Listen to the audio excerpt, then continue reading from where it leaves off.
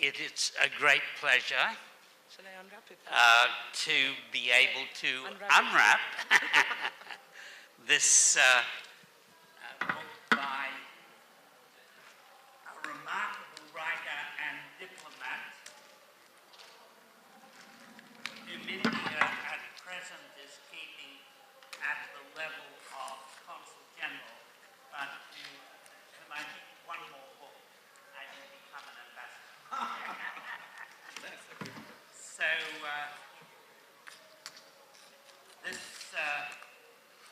this book, forgive me, I got the news that I was doing this just before we came on stage.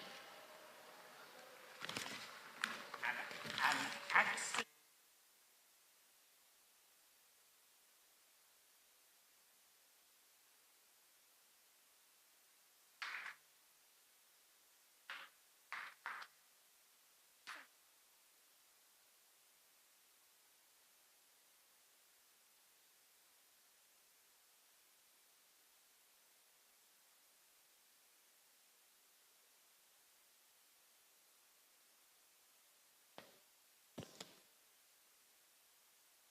Thank you. And Dibakar Banerjee and all the sponsors for putting on this wonderful show, my first time here. And it's indeed an honor and a great opportunity to help facilitate a conversation between Thomas Keneally and Vikas Swarup on the subject of, I imagine, their novels being adapted to these two infamous films. The first, Schindler's Ark, published as lists sometimes, turning into Schindler's List. I think Schindler's Ark came out in '82, and then the film, about 10 years later, Steven Spielberg made this into a multiple Oscar-winning film on the Holocaust. And of course, Vikas Swarup's Q&A turning into Slumdog Millionaire, a shorter time frame there, and then being re-released, is my understanding, with a new title, Slumdog Millionaire. I just love the sort of swirling of titles that happen as this exchange between book and film takes place.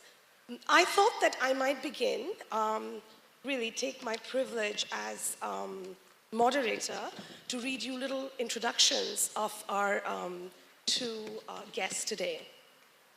Thomas Kenelly's favorite word is illimitable, limitless, unbounded, without measure, and frankly, there's no better word to describe Keneally. Though Australia may claim him as their living treasure, even a cursory glance at his staggering oeuvre of novels, non-fiction works, children's books, travelogues, plays, and screenplays would suggest that he belongs to all places and to all times. He has taken us quite literally to the ends of the earth, in novels about expeditions to the Arctic and the Antarctic.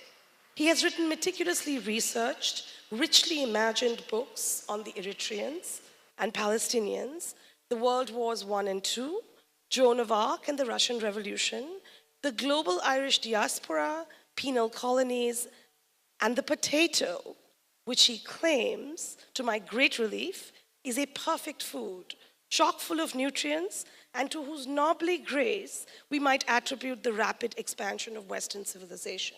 This is his claim, not mine. I hope you'll take it up with him. He has won many prizes and honors, too numerous to enumerate, among them the Booker. And I'll let you into a secret here. Thomas Keneally does not eat ice cream in public. And now moving on to our other guest. I have been arrested for winning a quiz show. All debts are not equal. There's a caste system even in murder. In life, you never get what you deserve. You get what you negotiate. As these opening lines from Vikas Swarup's 3 novels, Q&A, 6 Suspects, and the one that we just launched, The Accidental Apprentice, amply demonstrate, he is the master of the hook. Remember that hook from your creative writing classes? There is no better master of the hook than Swarup here. These cryptic, epigrammatic openings reel us right into novels that might best be described as parables where individuals confront and navigate a world ordered by chance, risk, and capricious power. That a career diplomat entrusted with making sure that the machinery of bureaucracy runs smoothly and routinely for now and evermore should present us with an imaginative world where all can change in an instant, and protagonists be thrown into complex networks they can barely apprehend, is a testament to his expansive and flexible imagination. Though he modestly stresses that he's an Indian writer writing books for an Indian readership, the very fact that his books have been translated in the few short years that he's been writing into over 42 languages, including Korean, Slovenian, Thai, and Hebrew, means that his writings resonate widely in these precarious times when all can change in an instant. Indian fiction's most famous civil servant, Agastya Sen, might have spent his working hours in a haze of hash. But the Indian civil service's most famous fiction writer, Vikas Swarup, has been hard at work, publishing 3 novels in half a dozen years, writing for numerous publications, winning prizes, juring awards, all the while holding down a day job, I hear soon to be promoted, as the Consul General to India in Osaka, Japan. Please join me in welcoming our guests.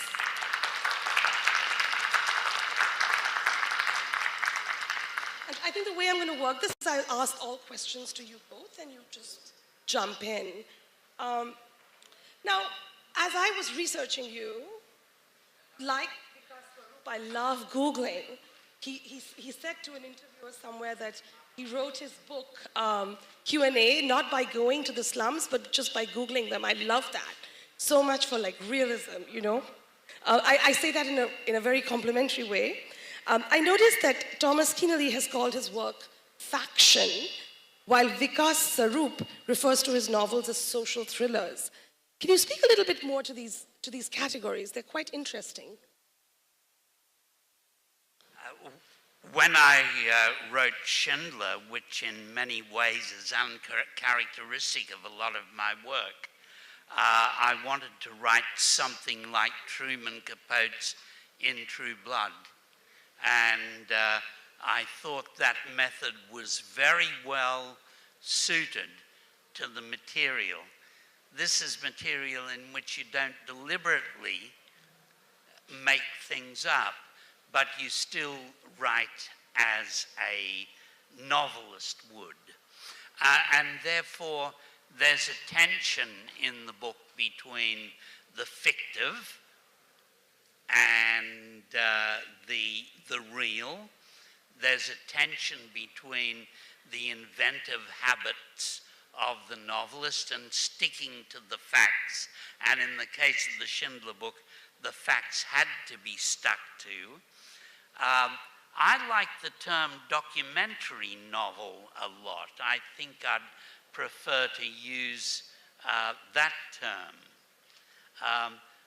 May I say before, if I might put a big roadblock in the middle, just briefly, I'm aware that I come from a country where in times past Indian students have been beaten by racist louts. And insofar as I can, I apologize for that. Also, I'm aware that I'm an outsider here, but I wish that Salman Rushdie, my fellow writer, were allowed to travel freely, and I hope that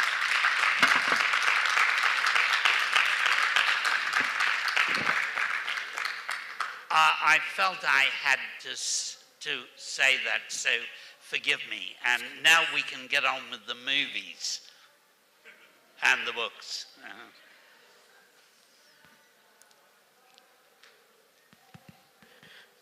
Well, you have also asked me the question about why do I write social thrillers. Before I approached writing, I've been a diplomat now for 26 years. I've been a writer only for the last 9 or 10. before I started writing, I had not really read many Indian writers writing in English. All my, reading had been either Indian writers writing in Hindi or Western writers writing in English. I had not really read Indian writing in English. So before I started writing, I said, let me first see what are the genres that Indian writers writing in English have explored, because they had become big names, people like Vikram Seth and Arundhati Roy and Raj Kamal Jha and Pankaj Mishra and V.S. Naipaul. So I read what they had written. And growing up, I was always a sucker for thrillers, for mystery books. Whether it's Agatha Christie or Earl Stanley Gardner, Alistair MacLean, Desmond Bagley. I mean, I used to read Albert Camus and Franz Kafka also, but the books that attracted me the most were the ones where I had to turn the page and find out what happens next. So I said, let me see what kind of thrillers Indian writers writing in English have written. So I read Arundhati Roy, and I read V.S. Naipaul, and I read Raj Kamal Jha, and I read Malin Suri, and I discovered two things. I said, not one of them has written a thriller. And the second thing is, all of them have written about society. So I said, that means if I were to write a thriller, it will probably bomb, it will fail, because, maybe Indians are not very adept at writing thrillers.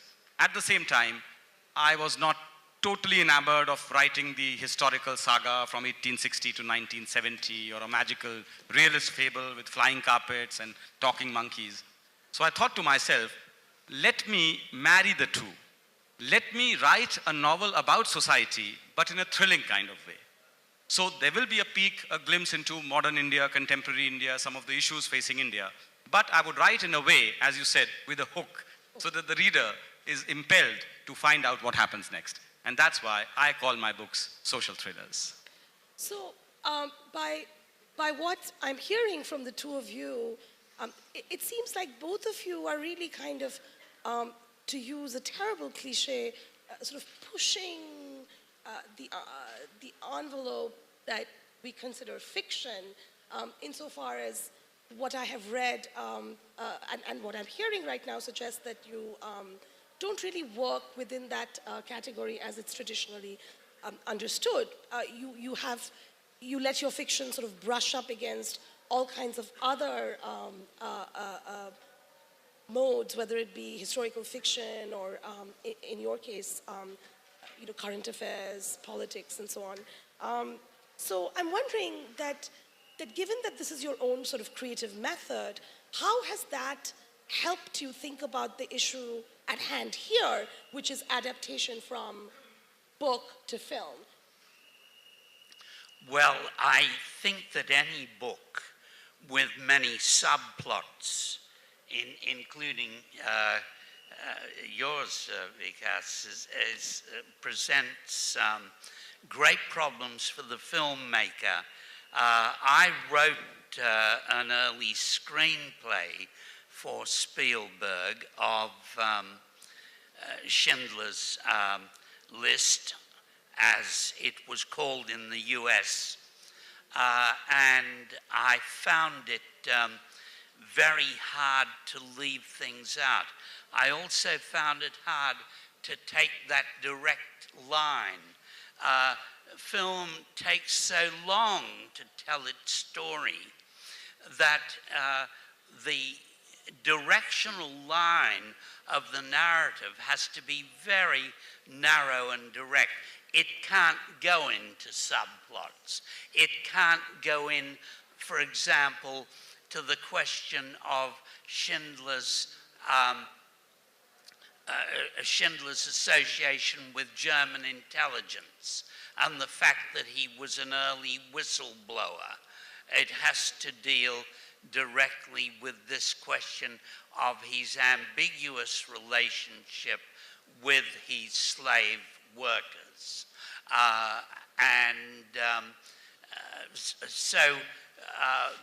I find this is the hardest problem I've ever had writing screenplays, is to find that one straight, pure line which still tells the story and drags the narrative and the viewer along for 2, or in the case of the Schindler film, 3¼ hours, but which still leaves tremendous amounts of material out. Carlos Fuentes described literature essentially as a struggle against silence. And you know, literature is really an attempt to capture the ineffable, the elusive, the paradoxical aspects of human existence. And when you are trying to capture India, the enterprise is made even more difficult because India is easily the most paradoxical nation on earth.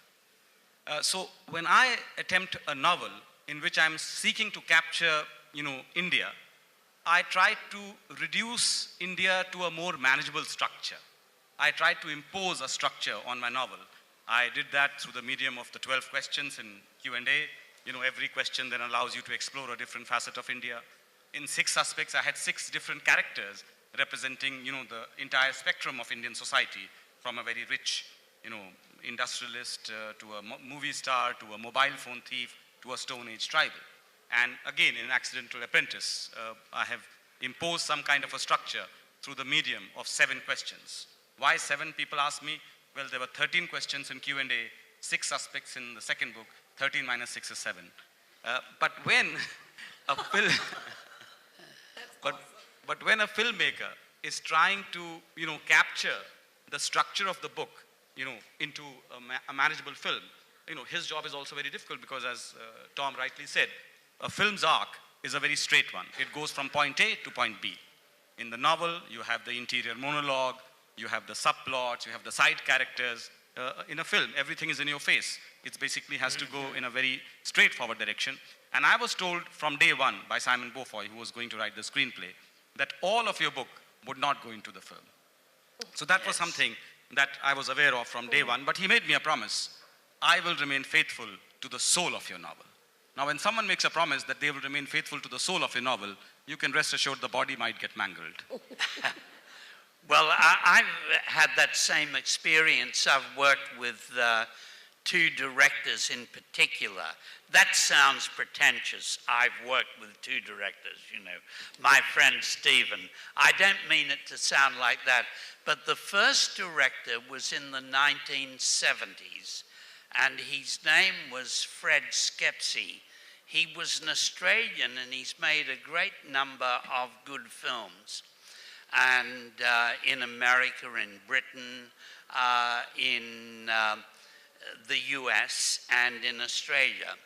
And it was from him that I learned that the director doesn't look upon the work, feels no duty to make an illustrated comic of the work of the author, that he looks upon the book as a springboard for his own chance to be, as the French pretentiously say, an auteur. And to mix metaphors then, it's a little bit like selling your daughter for a dowry, and in return, you hope your son-in-law, or the other way around, your daughter-in-law, if it's a female director, will treat your child with integrity, will do what your director said. And I feel that 2 films that have been made of my work, they've been treated with integrity, including Spielberg, and obviously the same was true of yours. But yours, like mine, was a meander. It wasn't like the trajectory of a bullet. But may I say, where the film had it over the book was that climactic Bollywood ending. It was just magnificent. But apart from that, the book wins. Well, this kind of brings me to my next question, which is a little bit related. And, you know, my background is really as a film historian, film scholar, whatever, so I'm really interested in the film end of this. And when I was thinking about novelists and adapting novels, And I was thinking there are some directors, you know, like Michael Winterbottom or James Ivory, who are, if you will, literary directors. They routinely adapt and direct novels, films based out of novels, and retain a certain type of affinity, if you will, for the literary. But Spielberg, in his day, Hitchcock had this wonderful quote about Spielberg. Hitchcock saw Jaws, which is a sort of defining film that changed the movies ever after, and said that, you know, among all of us, here's the first guy, when he looks through the camera, he doesn't see the proscenium arch. He sees something else, suggesting that Spielberg is an utterly cinematic director. The same might be said of Danny Boyle. So what was it like to give your novels or your daughters over, because you've used that same metaphor, to the most promiscuous of spouses as far as integrity to the literary goes? Because these are directors who really are cinematic directors. I didn't have absolute control over it going to Spielberg in that wonderful company called Goldcrest, who made the film Gandhi, were also interested, and I tended to favor them, but Schindler's Lawyer and various survivors favored Spielberg, and I think they were right, because from the day I first met him 10 years before the film was made, he was interested in the ambiguity of the character, and that was the most important test. He was interested in exploring the line, or the mark along the line that began with A, altruism, and ended with O, opportunism.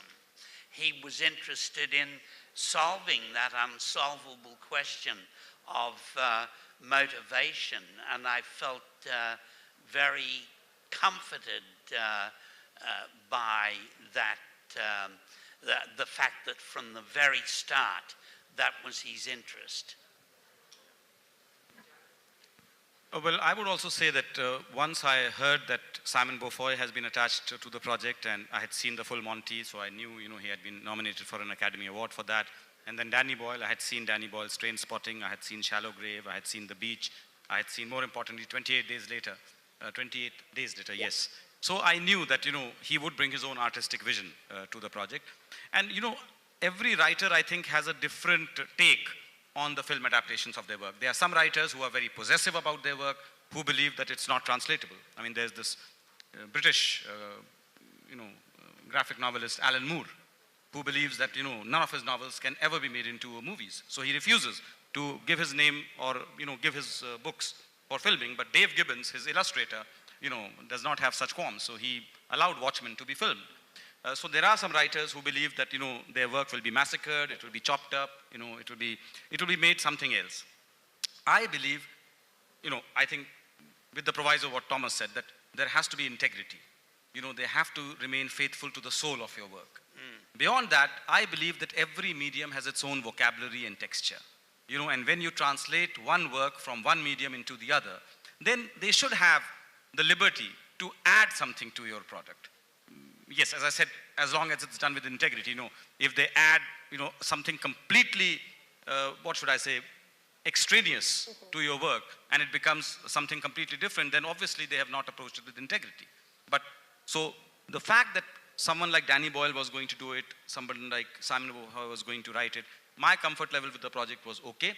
And I'll just give you one example where I think Danny Boyle actually did something which, if I had known in retrospect, I would have done it to my novel. When Simon Beaufoy wrote the script, you know, his script had also followed the trajectory of my novel. The quiz show is over. Ram Mohammed Thomas had been arrested, and now his interrogation has started. When Danny Boyle read the script, he felt that, you know, everything is happening in flashback, and that's not good. He wanted real-time action. So it was he who introduced the idea, let's get him arrested on the penultimate question. Let's get him arrested then he's tortured, and then for the final question, we bring him back into real time. And I thought that was a wonderful device, you know, because there is I think, a certain sense of immediacy when you are back in real time, rather than everything, having happened in flashback. I felt that Spielberg showed the limitations of film when he ran up against having to put information on the screen. He wouldn't have wanted to do that. But for example, he says of Schindler's second factory in Czechoslovakia that it was a shell factory. It was to make ammunition casings, but that it manufactured none. Now, this sounds very saintly, unless you then go on to depict how profoundly involved he was in the black market. And that's something that I was able to do, had the elbow room to do in the book, and he didn't. Schindler's second factory didn't produce a shell, but it collected black market cigarettes from half-bombed out factories. It collected ham, a nice thing to do with Jewish folk to whom it's forbidden food. He collected cognac, he collected diamonds, he had a contract with the German Navy for naval cloth, from which the crews of various patrol boats on the rivers of Europe were supposed to be clothed. And he was taking all this stuff from Czechoslovakia into Poland to sell it. And to enable him to do it, he was using documents forged by a future Supreme Court judge, an 18-year-old prisoner. Now, that's the sort of thing that Spielberg didn't have time to put in the film. And I could see what his problem was. There was one scene I wish he'd changed, though, and that's the one where Schindler says, oh, if I'd sold this pin, I could have saved 3 more. The interesting thing about that camp, it was already at full capacity. It was over full capacity. He couldn't have done any more. And besides that, to have him realize it in April, May 1945 makes him seem dumb. Now, this is a small false step in what is a splendid piece of work. And I keep quiet about it except in front of friends. And there are probably Spielberg spies somewhere in this audience. I felt there were just 1 or 2 things that went down a bit. Oh, I don't know. DreamWorks is now owned by an Indian company. Did you know that? I think DreamWorks is now owned by, or partly owned by an Indian company. That's right. Yeah. And it was his first Academy Award, and so I wish he'd be grateful enough to make a few of my other novels into films, because I'm getting old. I have no superannuation. This brings me to my next question, which is... I need burial insurance. Which is really, which one would that be, and why? Well, you mentioned James Ivory earlier. Mm-hmm. And James Ivory and Mr. Merchant acquired a book of mine called The Playmaker. And it is about the first play performed in the entire continent of Australia. It was performed on 4th of June, 1789, by convicts. That is, by young criminals whom Europe had spat out and didn't want. And yet they felt bound to reproduce the ritual of the theatre. And then at the same time, the Aboriginal tribes were dying of smallpox. And so there is this tension in the book. That book was bought by Merchant Ivory and never made. It had a number of screenplays written of it, and so that's an example of, well, just how gratuitous and how things can go wrong. But I'm told the statistic says that 95% of options don't get converted actually. 95%. Yes, 95% of options don't get made. I want others also to get a fair chance. This is not fair that, you just lock up the rights and, nobody else gets to look at it. So I waited for the book to come out because the second problem was everybody now wants global rights. When BBC asked me for the rights to 6 suspects, I said, fine, I'll give you the English rights and I'll retain the Hindi rights and the Japanese rights and all other language rights. But they said, sorry, we will take global rights. So I said, no, then I will not give global rights before the book has been published. I'll wait for other offers. And I waited for the book to be published, and as soon as the book was published, I got a very good offer from an Indian director, who I respect very much. And he said that I would love to make a film based on your book. I said, fine, I'm giving you the Hindi rights. And he said, no, hang on, I'll take global rights. So I said, what's this? I mean, Hollywood is also taking global rights, and Bollywood is also taking global rights. He said, well, that's what the nature of the filmmaking industry is these days. Nobody wants to take any risk at all. Everybody wants to sort of cross all the T's and dot all the I's, and we'll also take global rights. So I said, but I had an offer from BBC, who were offering more money than what you are offering. Then he himself said, in that case, I suggest you go with them because then your product will be an international product. So anyway, they have got the rights. It's BBC in partnership with a company called Starfield Productions, and they got John Hodge, who wrote 3 of Danny Boyle's films, Trainspotting, Shallow Grave, The Beach, to write the screenplay. But they could not find a director. I think they approached some top directors and, for a top director from Hollywood to suddenly start doing an Indian film, maybe it's too big a leap. Even Danny Boyle must have thought 10 times before agreeing to do Slumdog Millionaire.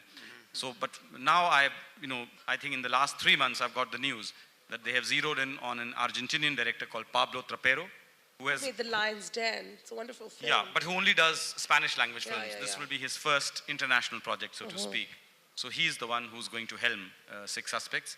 And as we speak, I believe he's working on the script by John Hodge, the director's script. So let's see where that takes us. He's a very successful lad, this boy, isn't he? It's that hook. It's that hook. Those beginnings are crying to be made into movies. I think with that, we'll open it up to you, and please ask questions, and maybe someone can circle with a mic. It's hard for me to see you. There's a gentleman back there.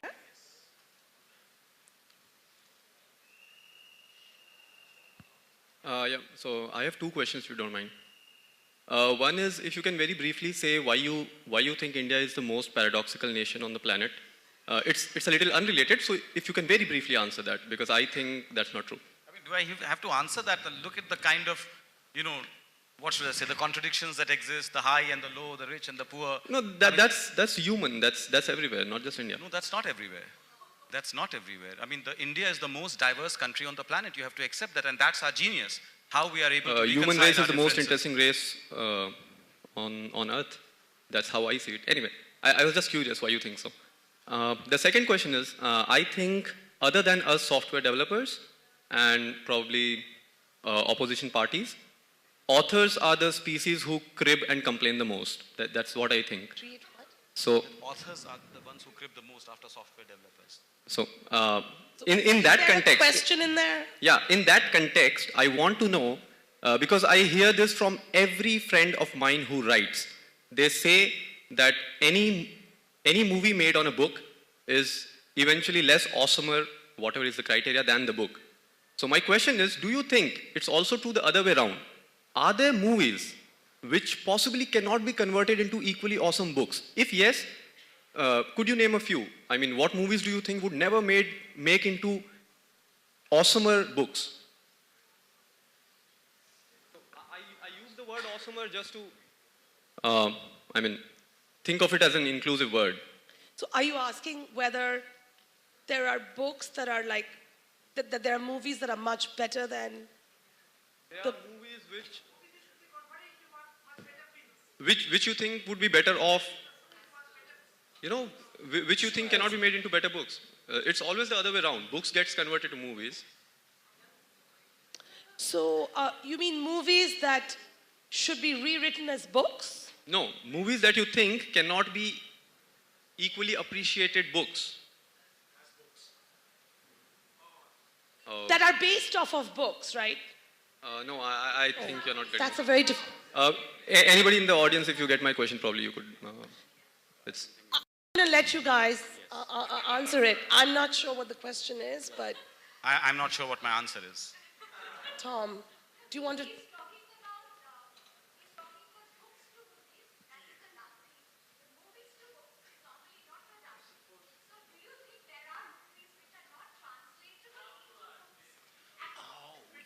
Oh, I see. Yes.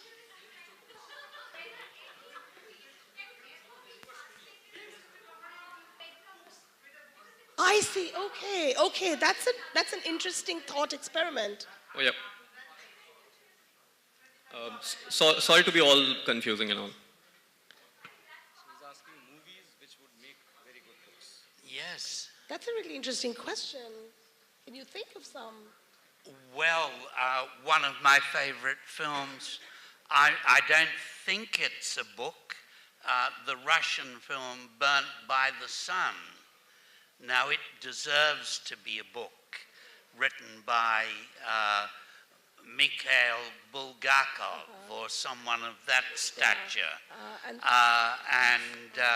Yet it's funny that when people do a film for which they want a book, and they do it less than they used to now, they call it a novelization, which already downgrades it. And it would be a wonderful exercise for a Renaissance man like yourself to make a great film and then write a great novel of it. I think that would be... And, may I say, this would be a great drinking game, too. You know, we can go around the room and say which movies should become novels. But it does bring up a kind of interesting question, which if we have time, I'll return to, about conversions, actually. Yeah. I'd like to ask, because the two of you, and he more perhaps, is a very successful converter from book to film. In fact, 3 of your books, the first one has already made that leap very successfully. I don't know if you feel very bad about it. I mean, would you rather that your book was more successful, or were you equally happy that your film got 8 Oscars? And then, was it your film or not? And my second question is, now when you write, and you more because you're more spoiled, now when you write, do you have a film at the back of your head? Does that that's an interesting on your question. writing, or are you writing a novel? I mean, BBC asked me this question that, Mr. Swarup, when you were writing Q&A, could you visualize it as a film? And my answer was, I couldn't even visualize it as a book. Because, you know, for a first-time writer, what are the chances that, you know, it will even get published? So certainly, you know, when I write a book, I have no particular expectations that it will get converted into a movie or not. I write a book. But what has happened with Slumdog Millionaire is, you see, there are very few films that go on to create the kind of history that Slumdog Millionaire did. I mean, in the sense, it's become a global product. So what I say is, what I wrote was a book, but what Slumdog Millionaire has become is a brand. And, you know, and what has happened is that invariably you get now associated with a brand. And it's very easy. I mean, you go to a party and somebody asks you, I believe you are a writer, what have you written? If I say Q&A and he has never read Q&A, he'll nod politely and he'll go off. And if I say Slumdog Millionaire, he says, oh my God, can I have your autograph, please? You know? Yes. So that's the difference, that because it's become a global brand now, there's instant recognition, so to speak. So in a way, it's a cross also that I have to bear, that, you know, I will always be judged and spoken of as the guy who wrote Slumdog Millionaire. So whether I write 20 books, you know, I will be judged by the prism of Slumdog Millionaire. And that can be a problem, you know, especially if you want your other books to also sort of stand out and, you know, have a life of their own, rather than being referenced through that one film which became the global brand called Slumdog Millionaire. And then now when you write, you have a film in the back of your head. No, again, look, my second book was Six Suspects. That is a whodunit. Now, whodunit is the most difficult book to film because, you know, how do you disguise a murderer on camera? So that is why, I mean, I never thought that it could be rendered into a film. And I was pretty surprised, in fact, when, again, BBC and Starfield Productions said, you know, we want to make a film based on that book. No. There's a question here, this lady. Hello. There's two, actually. But I saw you first. Ma'am, I'll just one question out. I just. Go ahead, at the back, please. At the back. Yeah, you.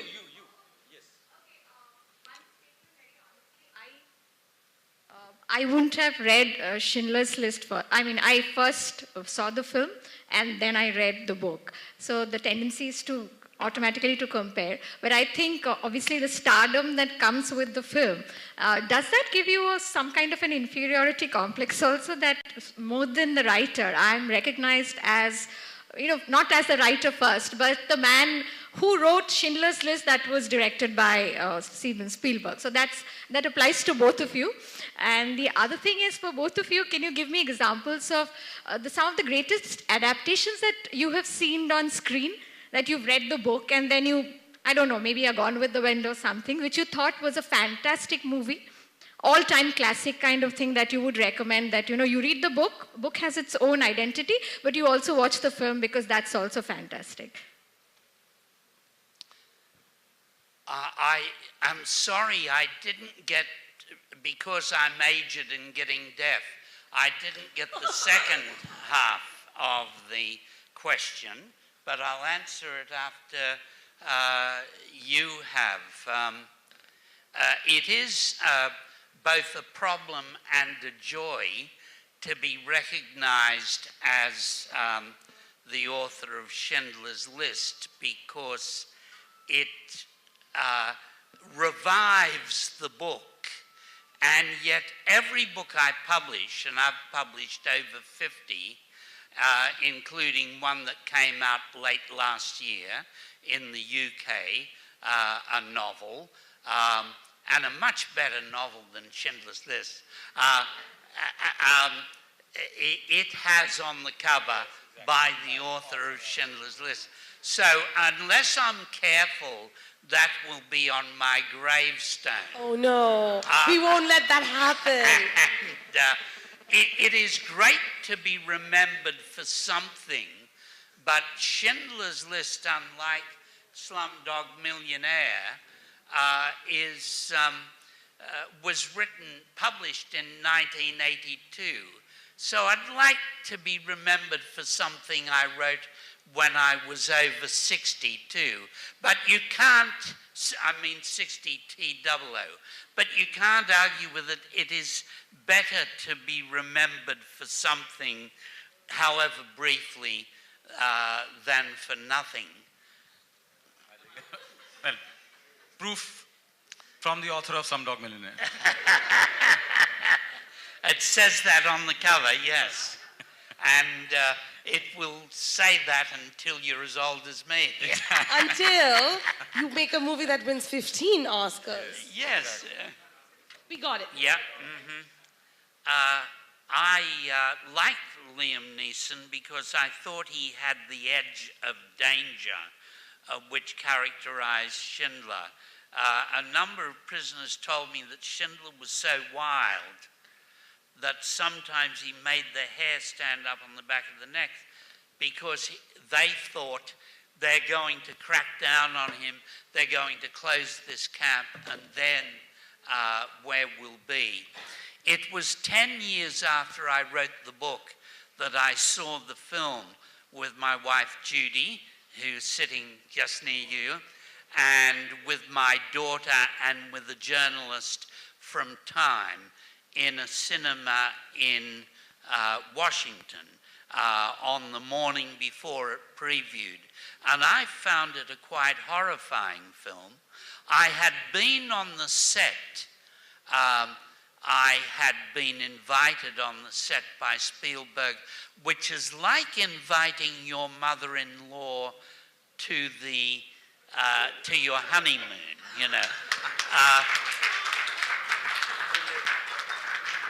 But um, mother-in-laws get invited only if they behave themselves, you know, they're on a short leash. And yes, on the set, I was bowled over by the logistics and the way Spielberg continually questioned people, questioned survivors, questioned actors, questioned even me, and I was the writer. You've heard the story about the starlet who was so dumb that she seduced the writer, who was the lowest creature in the whole pack.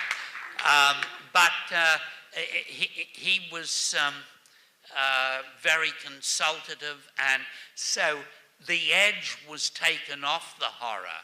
But when I first saw it, I'd forgotten how horrifying the material was. And I did wonder what it was in me that attracted such darkness. But of course, it was a story that happened to people, and that's the only justification. I'm going to take one more question because we're at the end of our time. And there's a lady back there, or maybe you, who have been putting up your hand a few times. So I want to make sure we get to you. My question follows from the previous one, actually. Would you have preferred, looking back, if an Indian director had picked up your book, given the kind of gaze that he would have brought to the novel? I mean, there is so much in your novel that lends itself to, you know, a foreigner milking the premise for grime, filch and squalor, rather than, say, a homespun sensibility like Ram Gopal Verma or Anurag Kashyap doing it. So if you had to look back... I think that's a good point, and I have been asked this question many times before, that because, you know, half of Bollywood wanted to do the film once the book came out, but, you know, rights had already gone by then. And I'm 100% sure that an Indian director, you know, an Anurag Kashyap or one of these, you know, current crop of young directors, you know, who do a film with a sense of realism, I mean, they could have done the the film with as much integrity, probably even more integrity, more humanism than Danny Boyle. There's no doubt about it. But in the final product, there would have been one very big difference. That movie, based on the book, would have, of course, been an outstanding product, and it would have gone to the Oscars, but it would have competed for Best Foreign Language Film, not Best Film. And, you know, it's a difference of 1 to 1,000. You know, do you even remember which movie won the Best Foreign Film at the last Oscars? You probably don't. So that is the thing that, you know, because this was a film by a British director, you know, with English, it could compete for the Best Picture.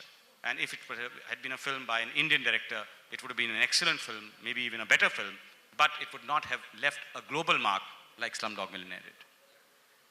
Well, thank you all for coming, and thanks to the two of you for staying so late and answering our questions with such grace and care. Thank you. Thank you.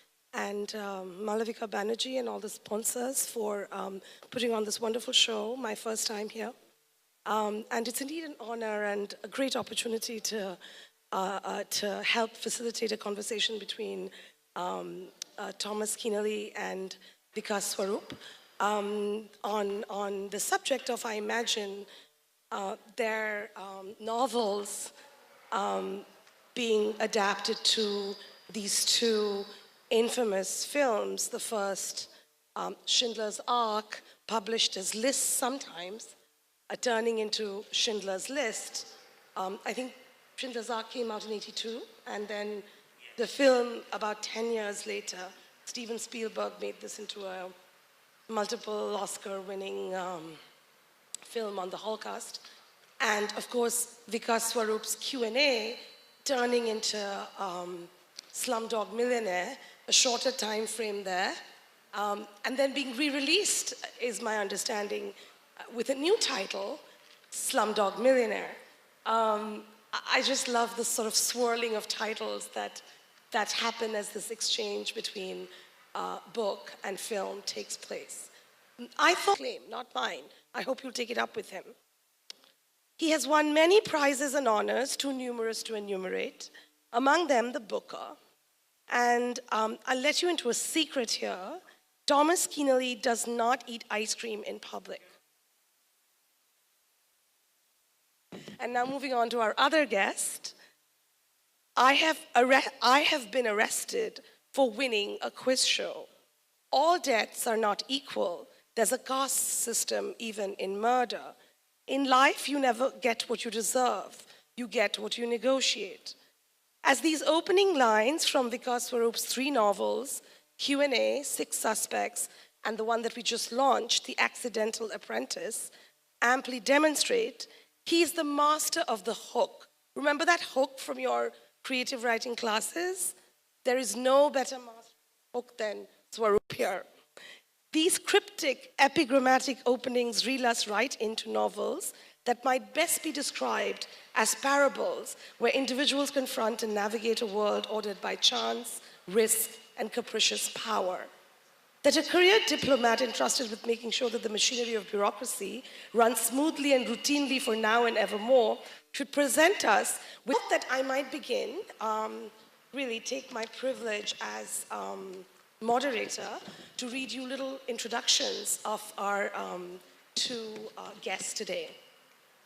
Thomas Keneally's favorite word is illimitable, limitless, unbounded, without measure.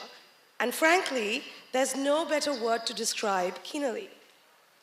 Though Australia may claim him as their living treasure, even a cursory glance at his staggering oeuvre of novels, non-fiction works, children's books, travelogues, plays, and screenplays would suggest that he belongs to all places and to all times. He has taken us quite literally to the ends of the earth, in novels about expeditions to the Arctic and the Antarctic. He has written meticulously researched, richly imagined books on the Eritreans and Palestinians, the World Wars I and II, Joan of Arc and the Russian Revolution, the global Irish diaspora, penal colonies, and the potato, which he claims, to my great relief, is a perfect food, chock full of nutrients, and to whose knobly grace we might attribute the rapid expansion of Western civilization. This is his. An imaginative world where all can change in an instant, and protagonists be thrown into complex networks they can barely apprehend, is a testament to his expansive and flexible imagination. Though he modestly stresses that he's an Indian writer writing books for an Indian readership, the very fact that his books have been translated in the few short years that he's been writing into over 42 languages, including Korean, Slovenian, Thai, and Hebrew, means that his writings resonate widely in these precarious times when all can change in an instant. Indian fiction's most famous civil servant, Agastya Sen, might have spent his working hours in a haze of hash. But the Indian civil service's most famous fiction writer, Vikas Swarup, has been hard at work, publishing 3 novels in half a dozen years, writing for numerous publications, winning prizes, juring awards, all the while holding down a day job I hear soon to be promoted as the Consul General to India in Osaka, Japan. Please join me in welcoming our guests.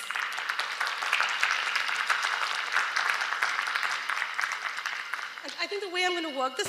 It's a great pleasure Shall I unwrap it? to be able to unwrap this book by a remarkable writer and diplomat who at present is keeping at the level